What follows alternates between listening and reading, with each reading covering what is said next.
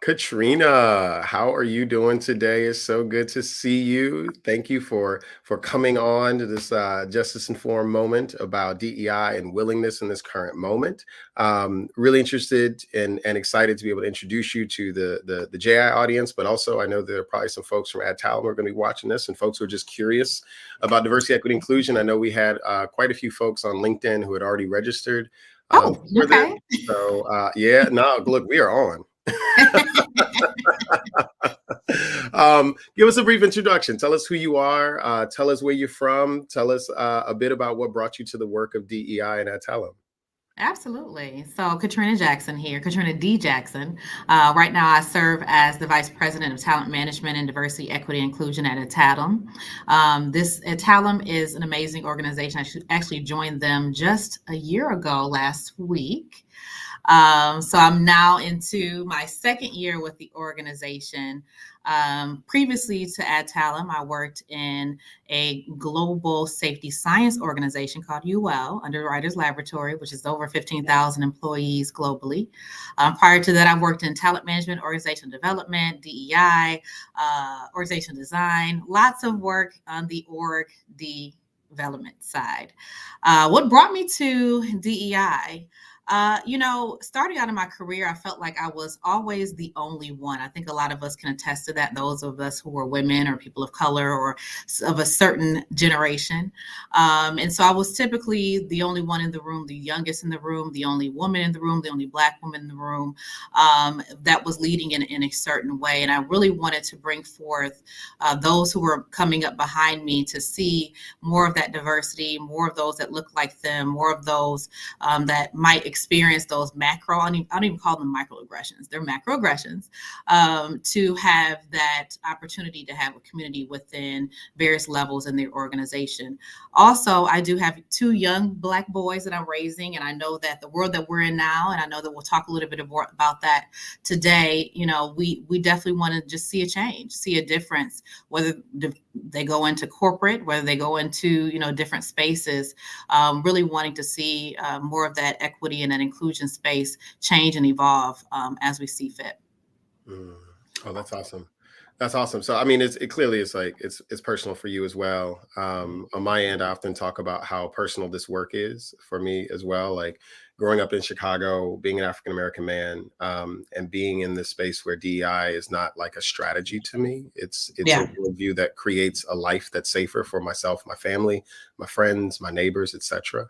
And I think that's one of the challenges, I think, with the idea of diversity, equity, inclusion, because it's often thought of primarily as an organizational strategy versus a societal strategy, Mm-hmm. and sort of right sizing where and how business can really, really be of benefit to people while also meaningfully including people, while visibilizing the ways in which business and nonprofits and foundations and universities, et cetera, impact communities outside of just their buyers.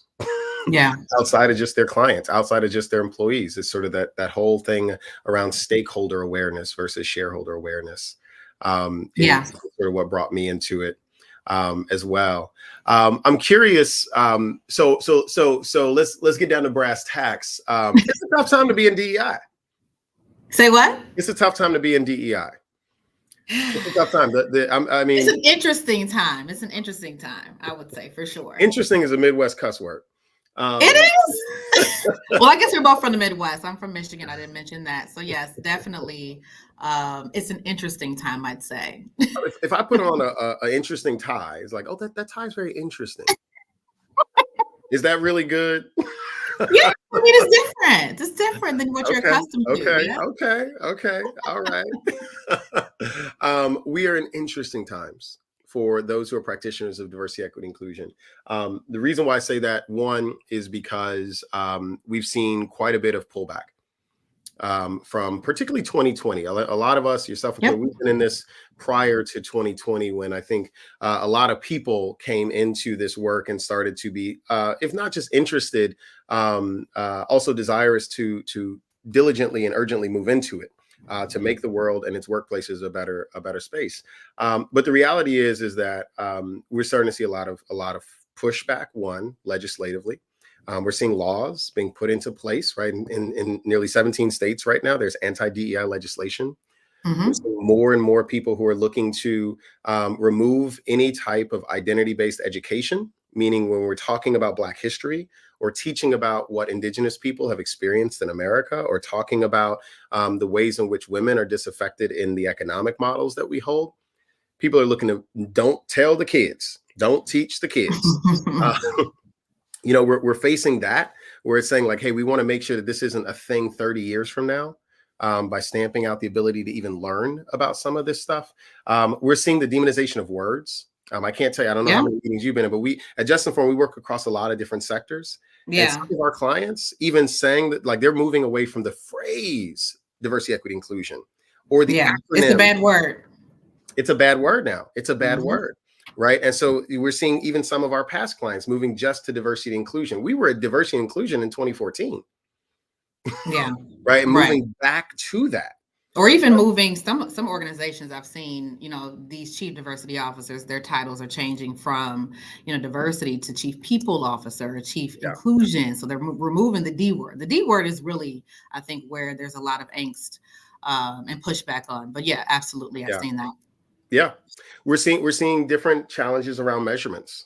I think to the point around the D and DEI, right? Many business leaders will say, if it isn't getting measured, it isn't getting done. Done, right? Right. And at Mm-hmm. the same time, when we're talking about diversity, they're saying, well, if you're measuring diversity, that's discrimination. All right. So how are we gonna get a strategy here? How are we gonna create goals here? How are we gonna have a conversation here? Even on your Right. on the business's terms. Yeah. Like not even on my terms. I'm here for justice. That's different. That's Right. beyond You can be diversity. more radical in your work for sure. Right. Well, the company, right, it's called Justice Informed for a reason. We believe that we should, and let me just be clear, when like when I think about what DEI could be, um, justice to me is a healing of the social contract. Yeah. And that's what I believe that more businesses should be about. It should be not just about the question of getting more financial contracts. It should be engaging in the work that businesses didn't before that heals the social contract. When we talk about the pay inequities, right, that women face versus that men face, right, that's a healing of the social contract that said that just because of your gender or your sexual identity, you shouldn't be paid differently. And to step in and do that work to say we will no longer commit to those practices, as well as we will remediate the harm that was done in the past. That's a healing that's Yeah. happening. That's not just a program, right? We're talking about stamping out racism and hiring people. Like I got an economics degree. How many? Let's just get a little data point. What do you think the percentage of total folks getting an economics degree in America is that are Black men? 4%. 2. 2.6. I started at 2. Okay. 2%. I was 2.6. trying to give us a little bit more. Maybe Yeah. today Yeah. it's increased. Yeah. Okay. As of 2020, there was one Black woman working at the Federal Reserve of America out of nearly 500 staff. And these Yeah. are the people Should that we be surprised? shape the economic conditions. Yeah. When the Great Recession happened and they were talking about unemployment rates, the unemployment rates of underrepresented minority communities were not included meaningfully when America was creating its strategy to get us out of the Great Recession. Mm-hmm. They were talking about a flattened unemployment rate that mostly spoke for white persons and households. Right.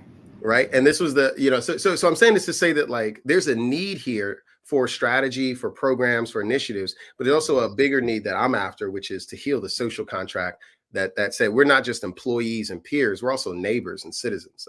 Right. Right. And that doesn't just stop because it's 9 a.m. and then start again at 5. No, uh, absolutely not. So I'm curious for you, what are you seeing? So I gave a little bit about what I'm starting to see right now, what I'm sort of saying like, okay, this is very different. This is interesting. Are you seeing anything that's sort of top of mind for you? Yeah, I mean, just to add on to what you're sharing, what I see in this space, and the reason why I do call it interesting is because it's really causing organizations to put a mirror up to their DEI strategy, up to their DEI action oriented plan, whatever that might be. I think at the death and the murder of George Floyd, organizations, as we've talked about and we've seen over and over again in articles, did put forth these performative efforts. You saw so many different DEI offices be, kind of posted and put out there.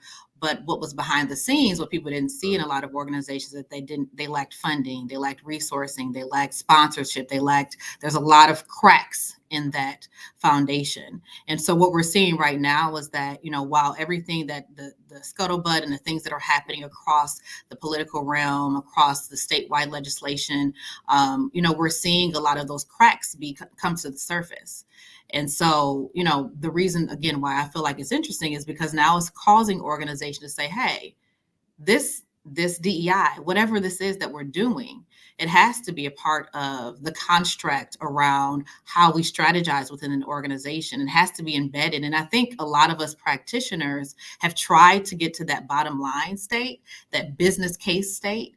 But this is really forcing organizations to either fight or flight. Are you going to continue on to say that, this is absolutely the direction that we want to go, and we're, instead of saying that this is a nice to have, or this is in addition to the other things that we're doing within our organization, this is actually ingrained into how we strategize, how we move forward within our organization. And so, we have seen organizations, like you said, pull back, because there is the fear there. There is the, what are our shareholders saying?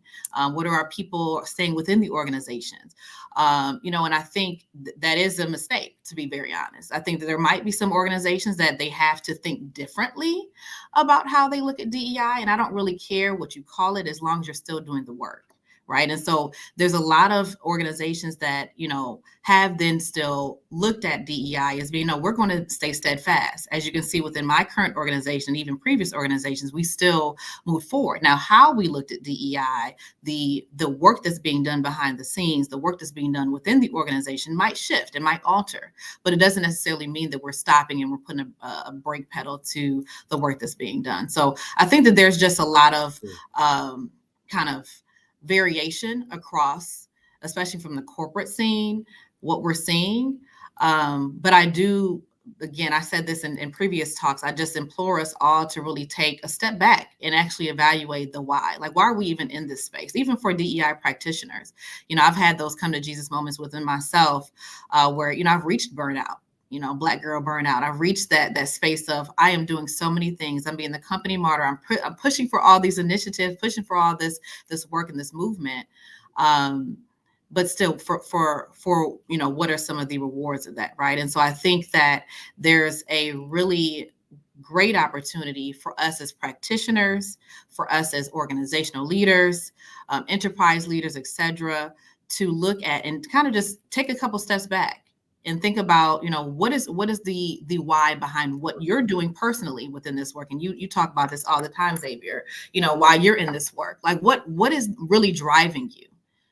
Because if you don't have that piece really defined, then you will find yourself in some troubling times, right? You will find yourself taking a lot of these decisions that are being made, outside of you in the political realm that are impacting all of us, right? You will find them being very personal to where it can be stifling.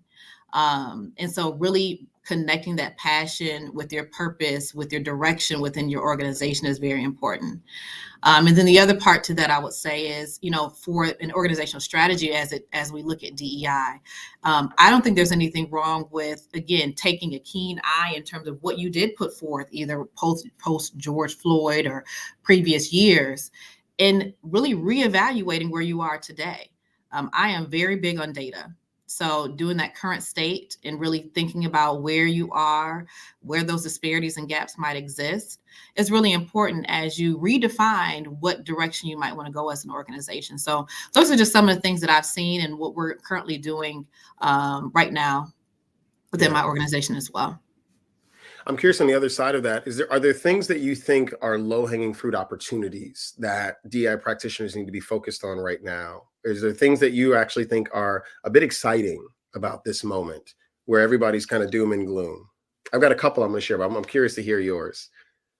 So I think conversations like this, there's just a lot of brain power, knowledge sharing that ought to be happening in this space. I think there is so much fear that has been now kind of pushed out into the atmosphere that, I haven't seen as much of that community building from a DEI practitioner aspect as I did post George Floyd. We were all talking to each other after George Floyd's murder. We were talking, okay, so what are you doing at your organization? Okay, Yeah, are you that's a are good you are you point. doing listening sessions? Are you doing a survey? Are you doing having conversations with your CEO?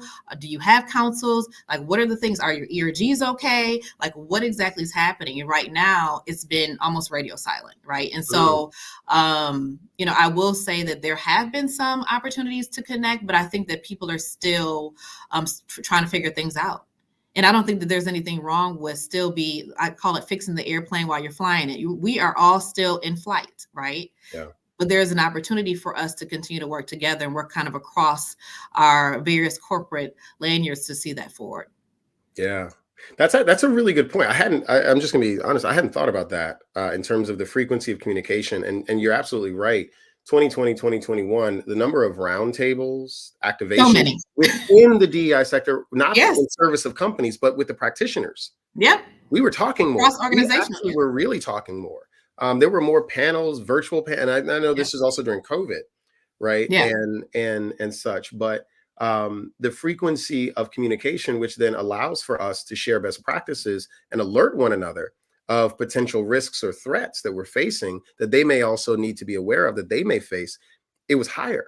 And that's something I'm Right. just going to take away as a bit of a nugget here to think about. And I know I saw some of the folks who are watching right now are folks who are also practitioners in this space. And Oh, I'm saying great. to y'all, like, hey, y'all, we got to talk about this part.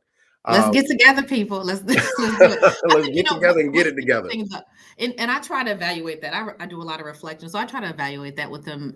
My own journey, right? And I think with the organization I was with at the time, and with a lot of us that kind of saw DEI through when we saw it as a kind of a spotlight at the particular time in the journey, is that we were well supported. It was almost like DEI was put in this spotlight, like everybody has to do it. It's Absolutely. a trend. Let's do it. It's like TikTok. It's trendy. Let's do it, right? Are you doing But TikTok? now I'm not even on TikTok, I but know my children exactly. I'm are. not doing it either.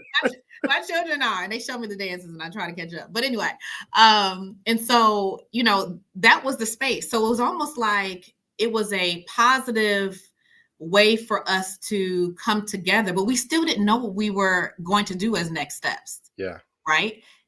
The only thing that has shifted, because we still are figuring it out, right? We're still figuring it out. There is no rule book.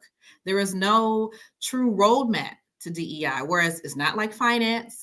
It's Right. not like economics, as you say. There are some predictive, data that we can put in place that we can definitely incorporate into our strategy.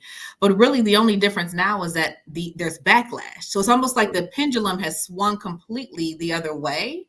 And so now people are more in survival mode, in recovery mode. So it has caused a lot of the practitioners to be like, okay, I'm just going to put my head down and hopefully I'm still good. Hopefully I still have my role and hopefully I'm still supported.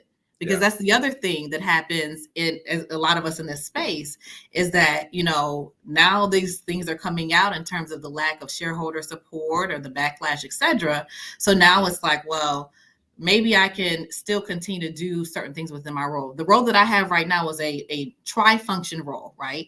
So I lead talent management, which also includes learning and development, as well as diversity, equity, and inclusion. So if I were to say anything for any practitioner out there is that DEI has to be integrated, right? It has to be integrated into people, processes, strategies, etc. And that's the reason why it was great to take on this role, because I saw that there was such a great connection piece to the bringing the strategy through to execution. And so, those are just some of the things that I think are important for us to consider as we look to the future state of where we're going in this space.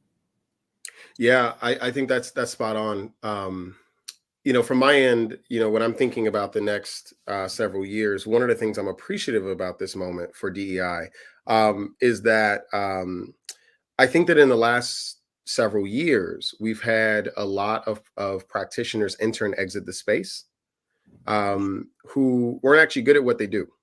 You said weren't? We're not. We're not. And I am very thankful that they're gone. I think no. Come on, you saw those certificate programs popping up in 2020 and I 2021. did, and they're still there. Those little 14-hour executive DEI certification programs. Yes, You saw that, and then they come in and I talk to did. you and people like yourself and myself looking for jobs Yeah, with a I saw 14-hour them. certificate, and then getting Mhm. inside and saying that it's And hard think they work. know what they're I'm all like, because of they course it's hard. I'm glad they're gone. I'm saying it for the world. I'm glad they're gone. I hope that they, I wish them good blessings and good tidings. But here's the challenge. Here's why I say that. The work of equity has always been a challenging one because at the core of it, it pierces the heart of people to understand that they're not choosing each other. Say that one more time The, for the people in the back. the core challenge of the work of equity is that it is a humanistic one. It is not an operational one. It is a humanistic one. And at the core of it, it pierces the individual's heart to realize whether they are or are not choosing someone. At Justice Forum, we often talk about our work is to hold people as they thrash into learning about people they didn't know they weren't choosing.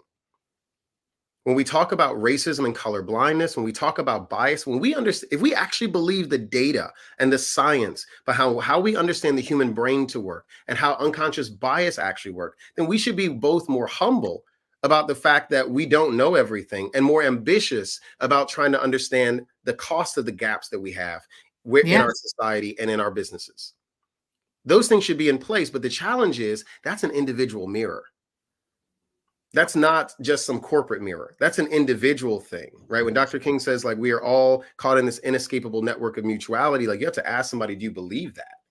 right. Like, do you believe that? Because if we start talking about redistributive economic strategies, then you're going to say, well, that's not fair. Because you don't believe that you're connected to that person and you don't believe that they're hurting. And you Right. believe that we should start the game wherever you're at rather than where history has put them. Yep. And so those snake oil sellers, they weren't capable of carrying that message forward. And we're at a time where we saw a massive amount of desire to jump into DEI. I'm with you, Katrina. I know that most of these folks who were jumping into DEI, they weren't serious about it. They weren't willing. But if we can get a little bit of gains, I'm here to take them. If we can Yeah. get a little bit more progress on that moral arc of justice is long that Dr. King said, but it bends towards justice. If we can get a little bit shorter on that arc and a little bit closer to justice, I'm cool. Yeah, I'm cool. absolutely. Let's do it with those people because they're willing. Let's not treat them like enemies just because they don't know how to be our partners, right? They said, tell me more. And that's a curious person, or that's a curious company, or that's a curious university or curious foundation. And we need to treat them as such, that they're curious. And we need to invite them into the work rather than say that they are the problem of the work. Their ignorance is part that when they don't know things, that's what it means to come in and have questions. That's why they're there. And I saw practitioners not really being compassionate.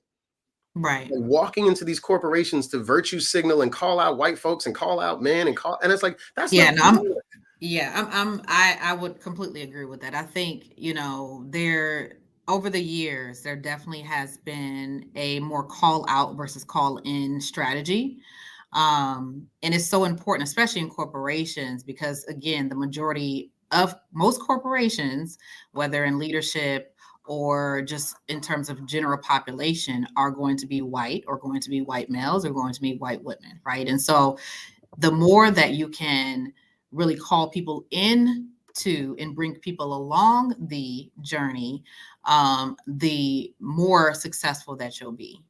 And it's not even just about, hey, so and so white person, let's come and have a conversation. It's about, hey, let me hear from you. What are your fears? What are some of the things, and even if we want to take it to the business side of it, what are some of your pain points in your strategy, leader, ex-leader?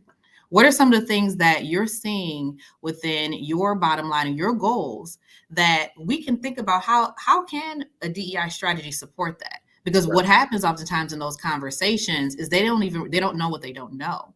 So they don't even realize that there might be an opportunity for us to think about goals related to that then intersect with DEI that can then support their goals, their strategy, their priorities, their strategic practices, etc. And so, I absolutely agree that there has been a different strategy, a shift in strategy where we've had lessons learned, right? There have been, okay, white person, there has been things that have been done in the past by your ancestors to other ancestors, right? And so as we think about moving forward, it's about education. And we're not saying you did it. Right. You didn't do these things, but what we're saying is these things did happen. And there are still ramifications and things that have happened throughout the years that we're still experiencing to this day, right? And so as a part of that, how do we bring everyone together to see that through? And it's not an easy feat. I won't say that it's just a one and done opportunity where it's just one conversation and someone just gets it. Oh, okay, I can move forward with the DEI hat, or the things about equity, but it's definitely something that is a continuation and a continuum, if you will, as you think about the journey. Yeah, I think we all bring different things to it. And to your point around, like, I'm thinking about what it means to be, like, we're both African Americans, right? I'm thinking about what it means to be a white person coming into the space. And I think a lot of people always assume that it's the white leaders that we're trying to talk to. When the reality is the vast majority of people working, like Adtalem has 5,000 roughly full-time staff. Y'all have, almost 5,000 faculty members as well. Like, the vast majority of white persons who are probably employed by your company are not someone in executive leadership. Your executive team is not that big. You're talking about everyday folks who are the peers of other folks, right? Who may not have the authority to make executive decisions that change the entire fabric of an organization. And the reality is that people with privilege, I believe, and this is what was missing, and why I'm glad that the people who now remain. Oh, the term privilege. well, privilege, right? Like the male side of my identity has to understand as much as the white side of some other person's identity, or the able-bodied side of both of our identities, right? It has to understand that we have to move forward with a couple things. We have to move forward with the truth. To your point around history. We have to move forward also with accountability, and not assuming that that's some smack against us or something that's being removed from us.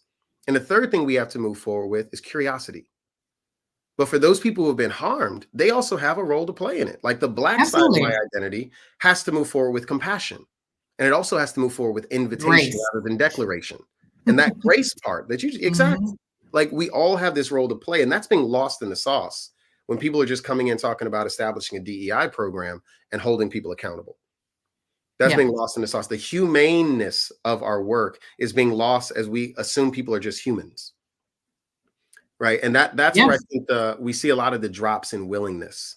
And so sort of to pivot our conversation over to that, I think at the crux of this issue is this question on one side of how do we motivate people towards DEI when the risk to doing it feels higher?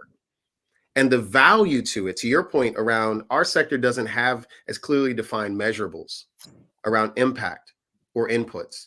And so the way that many business leaders come into it, where they're saying, well, I need to see DEI measurable in the same way that I see finance.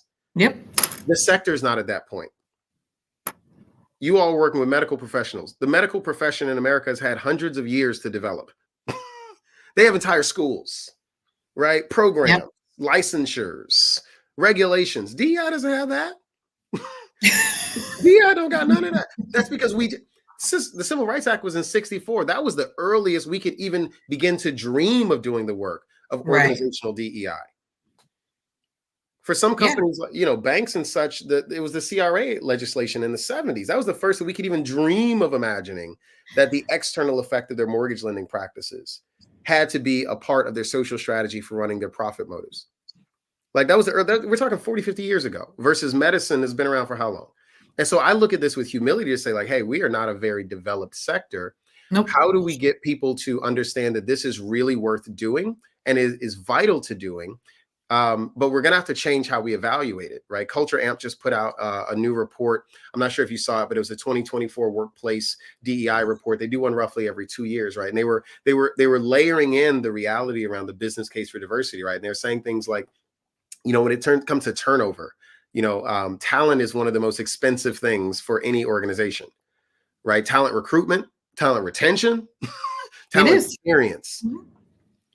3.5 times more likelihood for a person who is a current employee to leave if they simply don't even believe that the company doesn't value diversity, right? When you're talking about financial performance, right? In publicly traded companies, 6.8% difference in stock price for companies that have a clear diversity strategy versus those that don't. 6.8%. CEOs rise and fall on 2%.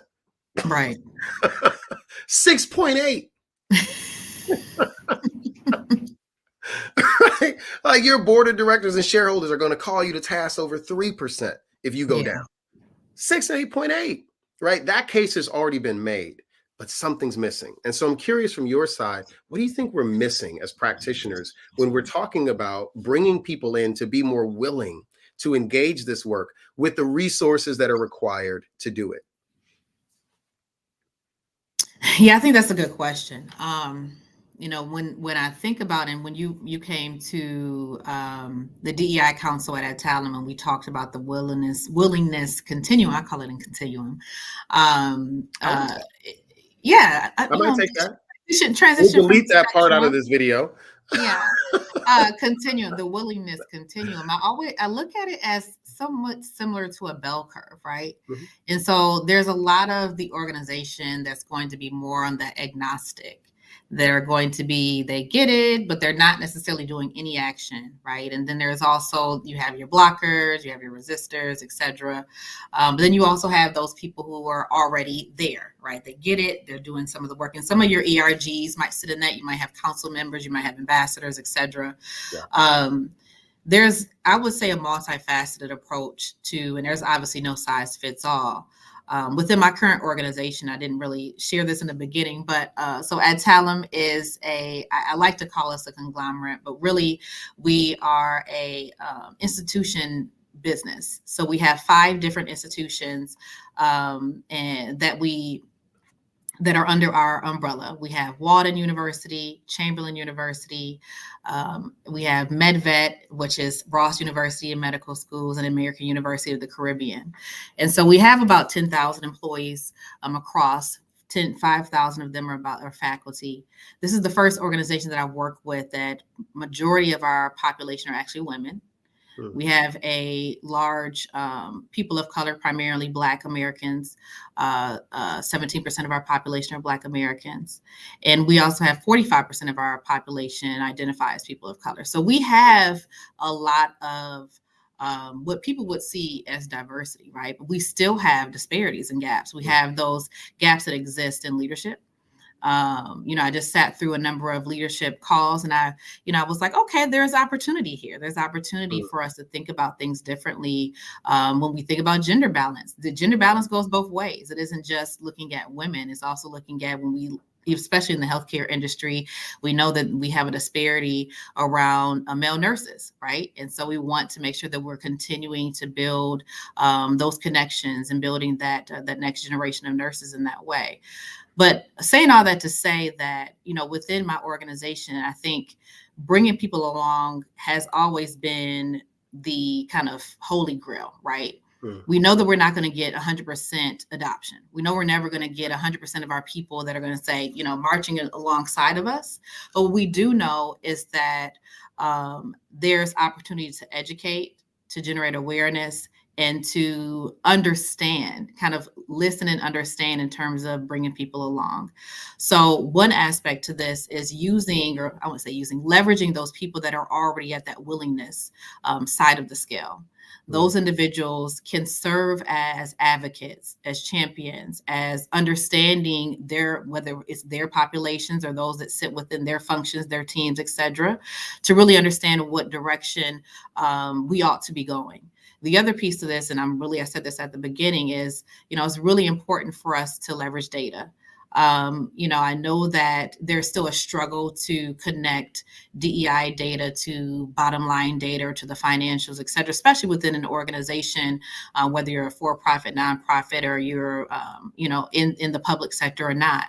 But it's really important to really lead with that, because it's not until you kind of showcase and have those numbers as well as that feedback that might have been presented from your colleagues in a room, and have that all encapsulated into a true understanding of where you are from a quantitative and a qualitative space, that you wouldn't be able to kind of move forward with bringing people along. You also have to understand your audience, right? So there might be individuals that we know that in corporate America, it's the dollar.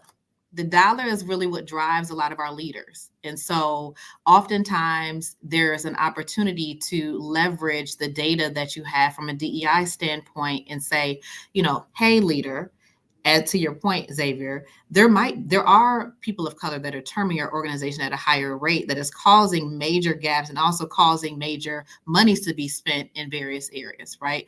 There are opportunities that we see leaders in the organization that are still having certain types of behaviors, but they're still here, right? Mm. They're causing turnover in our organization. And so there's ways to really kind of leverage the data that you have to ensure that it's connecting the dots for your leaders. But also, again, going back to the kind of willingness continuum, there's opportunity to even leverage that assessment, leverage the assessment to see where are your people? Where is majority of your organization on that continuum? Are they, and I oftentimes say that it is a bell curve, but it could be in your organization, it could be different. Right. And so really just trying to understand what people are, bringing them along the journey, and then providing that awareness and that education. The other piece that I'll say is a part of the strategy that I've built in kind of a co-collaborative effort with our DEI council that we just launched, and Xavier helped us with the kickoff, is that, we really look at our strategy really underpinned by education. I think another thing that caused a lot of angst within some corporations and even outside of that was that, we had to have unconscious bias training post George Floyd's murder. It was like everybody, it's required, it's mandatory. So what did that solve? What did this do we know? It solved the need for activity. Say it again. It solved the need for activity. Yes. So it was a step. But what happened was a lot of, and I'm sorry if some of us did this. I know I've talked to some friends in DEI and I know that they have done this, but it was more of a checkbox. It was a one and done. We've done this training. Everybody did it. We got 100% compliance and we just go back to normalcy. That isn't a strategy, right, around education. Exactly. So really thinking about education as a long-standing solution or a long-standing practice that you have in your organization. I'm very keen on building out multi-year modular approaches to how we just digest the data and really just starting out with why. To your point, Xavier, starting out with meeting the different audiences where they are. Yeah. If you are one that doesn't get it at all, if you are one that has been looking at all the things that have happened outside in the political realm and you're just scared to raise your hand and say, I support this, we got you. We're going to talk through that.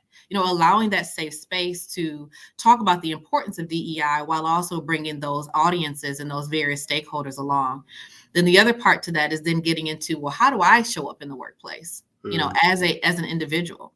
I like to use the 4 I's model that has been used with other organizations: is importance, identity, insight, and inclusion. So those are the 4 different modules that can be used within an organization, really starting again with laying that groundwork with the data. So you're showcasing the data, which I know a lot of us have kind of pulled back from making some of the data public. But I think that there are still opportunities for you to partner with their legal department to say, okay, these are the things that we absolutely want to showcase. Let's talk about the risk behind that. We know that there's still risks that exist within this space, but there's still opportunity for us to be transparent. And I think that it's important for us to balance those very delicately, because the more we pull back, the less trust that we instill in the organization. And so that importance piece, that importance of DEI, or really putting together that module or whatever you want to do in that space, is so important to bringing forth those different groups. And then once you bring people along, then you can get into, okay, so what about you? So how do you, as an individual, how do you show up in the workplace? None of us are a monolith. We are all intersectional. We all have various aspects to our identity. And especially getting some of our majority counterparts to understand that they're not just a white person. You're not just a white woman. There's a lot of things that exist as a part of your experience, your background, your upbringing, the things that you identify as religious wise or what have you, that also show up in the workplace, right? So if that's how you show up in the workplace, it's important for us to talk about that, unpack that, and understand. And the other thing that I'll say is, and this is more of a newer terminology, I know us DEI folks, we like to just make up trendy terms, don't we? We have to, Um, because we don't have enough names for everything that's happening. we don't. So we have talked about over the years cultural competence, right? Yes. Now we're moving into culture. Well, I would say that it's important for us to think about cultural humility, Hmm. because even for me, like starting out as a leader in this space, it's like you have to have this cultural competence. It's like a buzzword. Everyone, have this cultural competence, understanding the others, understanding different backgrounds, cultures, experiences, etc. But competence, if we think about the term competence, that means that you're fully aware and adopting an understanding of other people, or understanding of a certain terminology or a phrase or what have you, right? But with humility, it's really the ability to know that there's parts of this that you don't know what you don't know. You can lean in and understand. You can still have the curiosity. I think you mentioned curiosity earlier. Having the curiosity to learn and to really lean into others and to try and see, where there might be synergies or where there might not be. Yeah. And so I think the cultural humility piece is important as we move forward as a people, but also as DEI practitioners, that we don't hold ourselves at such a high standard to be all knowing, but we also move forward in terms of having this humility for others, and that's how we can teach it within our organizations as well. Yeah. You just covered a lot. Uh, and I Sorry. think no, never apologize for being enough. Um, it's important, because I think that there's a lot of folks who are listening who came in specifically because you know um, I think a lot of folks who are interested in this conversation are either the external consultants or the internal leads. And that's what both you and I represent, right? I help Right. people like you. I come alongside people like you. I listen to people like you, and I try to go back to our shop to figure out better ways to address issues that you may not be able to address immediately, because Yeah. you're like head down. You have this daily facing of your own community called the workplace. Mm-hmm. We have a little bit more time for R&D at Justice Informed. And a couple things that you said that really stood out to me. One is this point around humility, and humility really, that cultural humility point on the very end. I'm thinking about the currency of humility, and what are sort of the attributes. And I think it's a tough thing sometimes to feel humble, because what I've experienced a lot in professional spaces in DI is some people can be so smart in one thing, they think they're smart in this other thing. Some Yeah. folks can assume that because they have a certain title, they have a certain effect. Some people may assume that because they are a certain age, they have a certain level of knowledge. And the reality is like a unconscious bias training, or like living 46 years rather than 26. None of that is a guarantee that you learned anything. All of that is just the opportunity to learn. A training is an opportunity to be more aware. Age and time is just an opportunity to be more aware. It doesn't mean you actually learned. Yeah. And we're running up against that, I think, oftentimes when you brought in the historical point, right? We have people who are, they're not 15, 16, 17, 18 in school. Right. Right. And they're in senior level roles, and they're learning the basics about race and about things that you're probably teaching your sons. And I knew 15, 20 years ago. Yeah. And here we are in a workplace where you may have someone has more title than me, but they don't have more awareness. And so the That's only real. thing that's going to break that is humility. It's humility. And I think the difference for executives, especially, is knowing that transparency, right? You talked a little about the reporting and the transparency components. Transparency builds awareness, vulnerability builds trust. The difference between those two is that transparency is simply stating something that does exist. Vulnerability is stating something that does exist that gives someone the power to potentially hurt you with that information. Those are fundamentally different games to play. And Mm-hmm. oftentimes where I think employees or external parties are saying like, hey, we want to hear more from our leadership about DI. We want to see more of the data. We want to open up the back end and see it. What they're asking for is oftentimes what's not being provided is the vulnerable information. The Yeah. That's information really that a good point. Yeah, That's a good point. and so I think that a lot. I see a lot of executive leaders confusing these two things. Like, we're Yeah. giving them all this data, and it's like, yeah, that's not the That's story. not it. I mean, face value data doesn't do anything. What you need to see is trends, the trends, and really Yeah, see that like longitudinal analysis of like how yeah, things have been. That's the vulnerable data. Like yeah, that's the data that really matters, I think, for those that are in this space, and also for even as a colleague. If I'm a recipient of the information, I want to know, like, okay, you just tell me there's 17% of Black people in your organization. Okay, right, right. like that tells me, okay, that's more than the The data US point. population. Thank you. But what does that mean for me? Like, what does Yeah, that mean in terms of how I can progress my career? Or what does that mean for those who have come before me that left the organization? Why did they right, leave? right. So I think that The that context. is a really, really good point. And I think that's probably where a lot of us are getting, a little fearful, because that, Right. like you said, that information can be used against corporations. And that's really where I say, you have to work very closely with your legal department. I think legal and I we talk almost a couple of times a week, just around, what is possible. I do push the narrative a little bit, Yeah, but what is possible, how we could mitigate risk if there are things that did come down the pike later on. What should we or what we do? But it is important for us to have that strong partnership on the corporate side. I know that you're on yeah. the more radical side. You could do a little bit more, but I think on the corporate side of things, it's important for us to still be thoughtful, and have that vulnerability, as we can, but really understand that there is that difference. I think that distinction is really important to understand, for sure. Yeah, quick example. We're and I will just say that yes, I do consider myself more on the radical side, but I say Yeah. that with look, I say that with pride because the etymology of the word radical means to the root. And you should be, though. I'm And I'm simply with you. focused I'm on like, how do we fix the I'm core radical problem. light, Xavier. I'm radical light. You're like radical. I'm like radical light. I'm right here. Yeah, I'm here to fix the core problem, right? We're not here to talk about how beautiful the rose is when the roots No. ain't gonna let it last the season. Right. And and herein lies the challenge, right? So numerator, denominator. This is often the example I give with folks when we're talking about the difference between transparency and vulnerability. So for instance, like we're working right now with a lot of the banks in Chicagoland around their racial equity strategies, and working Mhm. with treasurer's offices, the Illinois treasurer and the Chicago treasurer's office. And we were just talking, just riffing about this. We're like, the difference when you hear something like, so for supplier diversity, right? When you hear supplier diversity number that says we as it relates to our procurement for our IT spend, which usually is a large part of a company's budget, right? We spent, $50 million with Black, Brown, and women-owned businesses, right? MBEs and WBEs, Mhm. $50 Mhm. million. That's a point of transparency. The vulnerable point comes in when you ask, but what was the denominator of what total spend? Right. And then they're like, 2.8 billion. You're like, Right. We I we need mean, this information. We need to know right? that. Like if you add the numerator is transparency, the denominator is vulnerability.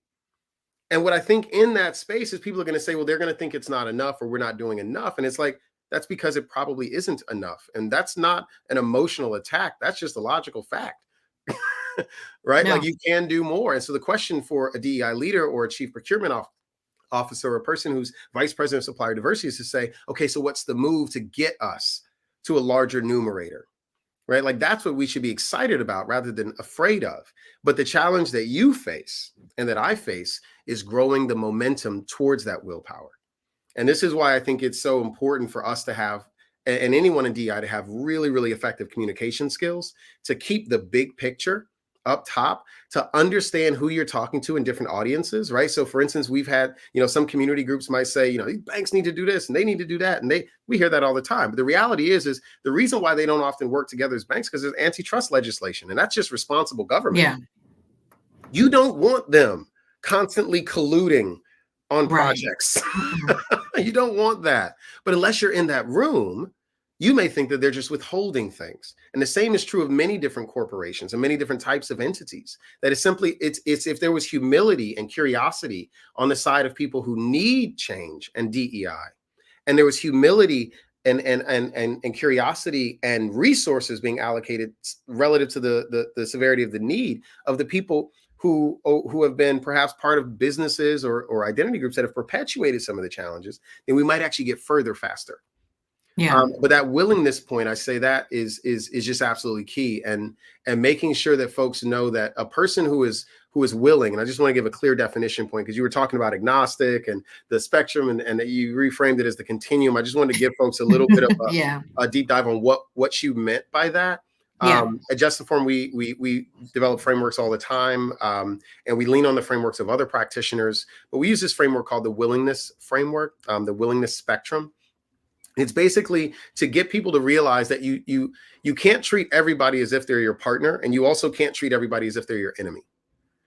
And when it comes to social issues, you have to be able to meaningfully differentiate those to understand what is the strategy for each type of person and each type of institution, right? Willingness is someone, you don't have to sell them on it. They're already ready to activate. And the greatest threat you can have in working with willing people is to keep them bored. Right. And this is the threat that a lot of DEI leaders have when they're so focused on who will be against DEI, they lose the people that are for it. Yeah. You can't do that. You got to play the momentum game on both sides. And if they're not willing, they may just be curious. But how do you identify a person that's curious, or an organization or institution that's curious about DEI? It's because they're going to ask for questions. They're going to ask some questions. And if you hear someone asking questions, that's because they're interested. Right. I've seen practitioners literally say, when a person who has privilege asks a question, they're like, how do you not know this? And they're offended at the ignorance rather than excited about the opportunity. It's like, you're missing your work. Right. Right. A curious person needs more information, or they need a life-changing experience that brings them fully on board to being willing. And then you have folks that are just in the middle. They're agnostic.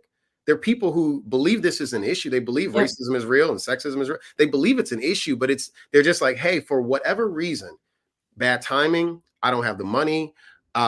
Just had a baby and I can't focus on this thing right now. I can't show up to protest because I may be disabled or something. Like, there may be whatever reason, I'm not going to do this work with you. And that's not someone to make an enemy. That's just the person who's agnostic. They may be focused on something else. Right now, I'm not spending all my time fighting for the rainforest in the Amazon. Do I hate trees? Right? I don't think so. No. So if you treat me in the same way, it's saying like, well, Xavier hates the trees because he's not involved. Well, that's just absolutely ridiculous. Right. Each of us only has a certain amount of time, and we have to be prioritizing in that time. And also, we each have unique gifts, and it is our job to deploy those gifts towards directions of their greatest need. And my gifts are not in that direction. And I've had 38 years to figure that out. Right. But then you've got folks who are actually in disagreement, and they are disbelievers. Those are very different types of people. Those are folks who are saying, I don't believe that racism is real. I believe that we are all part of the human race. I believe that we should be colorblind. I don't believe that the gender pay equity gap is real. I believe that women just don't apply for good jobs. There's people like that, right? And you should make sure that you have a bit of a containment strategy for them when you're talking about DI. And then you got folks who are actually antagonistic, who say, I don't believe, I don't agree, and I'm going to work to make sure that this isn't successful. That's the Ed Blooms, right? That's the guys who sue the Fearless Fund, 3 Black women who started an investment fund for Black women entrepreneurs. And they sued them, saying that that's discrimination against white women and men. And then successfully, all their funders, all but 2 funders, leave those women. And now they're left unable to give out any small business grants. They're only paying their legal bills. That's an antagonistic person. You need money and lawyers for that.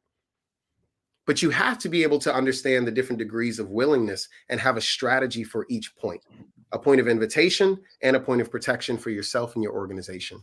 And I just want to say, Katrina, and working with you and your DEI council, one, I know I told y'all this actually in the session that I was co-facilitating with you. You have one of the most leaned in and eager DEI councils that I've seen in my professional career. You all gave us the ability to come in, do pre-assessment surveys of your council, understand where their points of consensus were about DEI and where they were not, where they understood what Adtalem was focused on and where they felt they could do more. We were able to get that kind of information. And it was great, one, to see that, you're working with a captive audience of willing people. Right. And so your highest and best is in not boring them. Right. They're like, let's move. They're like, let's go. right? Yeah. Stephen Beard, your CEO, came in fresh off the flight and, some jogging pants. He's like, I just wanted to be here. you, know? You know what I'm saying? Your He CEO did. just walk in. I'm like, this is different. This is Yeah. 500. He just walked in like, I just want to be here. I just got off the plane, but this is really important. Katrina, thanks for holding it down. We're doing a Yeah. good job, but we got to do better. Let's get going and make it measurable. Right. That was the main thing. That Building was the business main case. thing he said. Right? Like, you're in one of the best spots. And I think that this is what I'm excited about with Adtalem specifically. People are scared right now. And you know what that means for people who aren't? The game is wide open. Mhm. Game is wide open to become a leader in the space. The playing field is wider. There's less players on the field. There's no need to look for best practices and work people barely ever do. It's all about Right. what's next. And you guys can be really excited about that. So I'm just saying that I'm excited for you and seeing that your company as well as your people are on board in such a way on that willingness spectrum, on the willing part versus just curious or maybe agnostic or disbelievers or antagonistic. I just think it's great. So kudos to you for choosing the right job to land into, because I know a lot of chief diversity officers and VPs of talent management who do not land at companies like yours. And Yeah, I'm grateful. experience you're having. Yeah, I'm Yeah, grateful for sure, for sure. That I awesome. think that to your point, the group that has been identified is great, first of all. But secondly, a lot of them have already been doing the work, and I Mhm. think that that is a unique space to walk into. That the organization, at least at that groundswell, that bottom up level, that there's already been a lot of activity. There's already been a lot of good noise, good trouble, things that have happened prior to me joining. So I think that willingness that you saw, that interaction and engagement that you saw, is only because they are so much ready for more to be done, because we sit within this space. We Yeah. produce the most Black physicians out of any other university or college within the US. Most of our student population are people of color. And so really thinking about the work that we're already doing, as a part of the work we do within Adtalem, why not focus internally within our employee population to ensure that we're also seeing equity, we're also seeing the increase of, representation, we're also using the data to inform decisions, we're also doing the things that we do even on the student level. So I think, Mm. thank you for that observation. I'll be sure to relay the message, and I'm really Yeah. happy to continue this work, this interesting work, this good It's work, interesting as work. we Yes. as we talked about, for sure. Awesome. Well, Katrina, thank you so much for your time. Thank you for your joy. Thank you for your brilliance. Let people know where they can find you or Adtalem. Oh, okay. I'm new to this. Well, I'm on LinkedIn, so you can find me there.